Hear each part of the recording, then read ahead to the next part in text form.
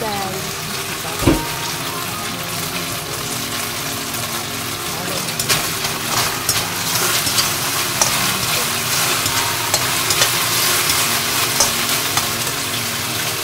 Nilagyan ko yan ng bawang.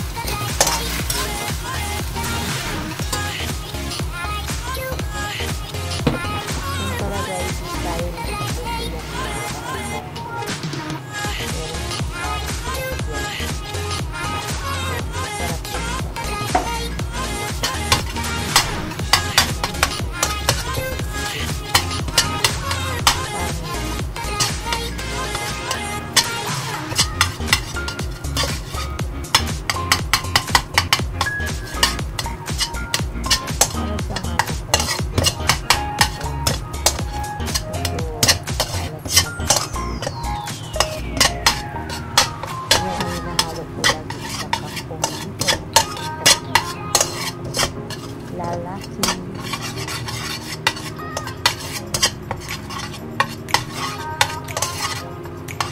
Yan, ganun mo siya guys. Ayan, nilagay ko na lang.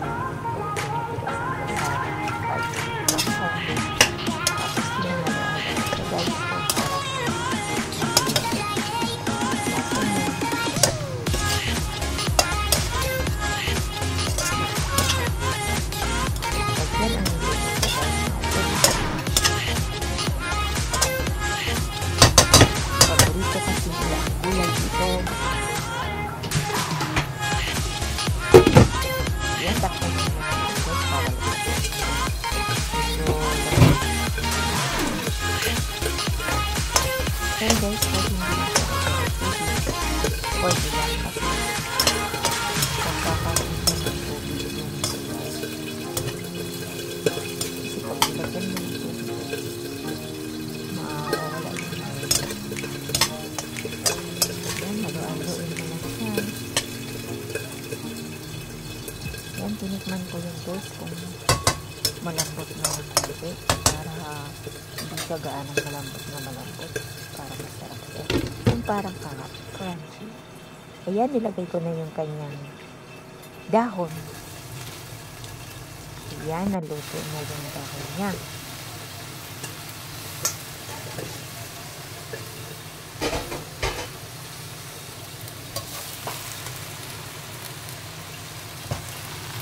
Ayan, haluin lang siya guys, nang haluin para mag-ano yung kanyang ingredients. Ayan. Ganyan lang yung niluto guys. Hindi ko na yan nilagyan siya ng asin or mga kung ano-ano pa. Kasi yung baka na marinate ko na yun guys. Tsaka yung parang white. Ano na siya. May halo na siyang mga sarap. Ayan, nilagay ko na yung baka guys. Para ma-observe ng gulay ang kanyang lasa.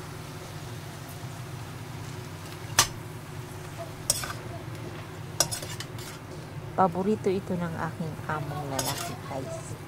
Pag ito ang niluto ko, nauubos na. Promise. Ayan, malapit na maluto guys. At ang bango-bango pa niyan.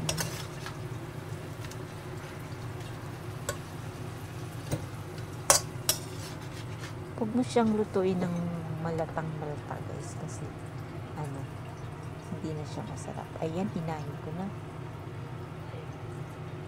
Ayan, ang sarap-sarap guys. Sarap talaga yan guys.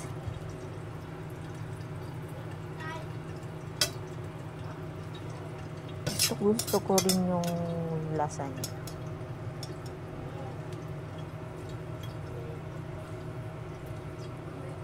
Ayan, meron na tayong panghapunan.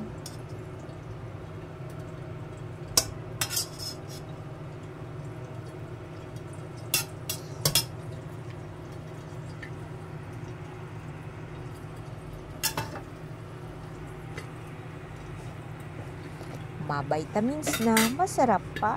Ayan. Thank you for watching, guys. Ayan, nilagyan ko siya ng sabaw, guys, para maano yung lasa niya. Ayan, thank you very much sa pag-watching ng aking munting vlog. Bye-bye and God bless!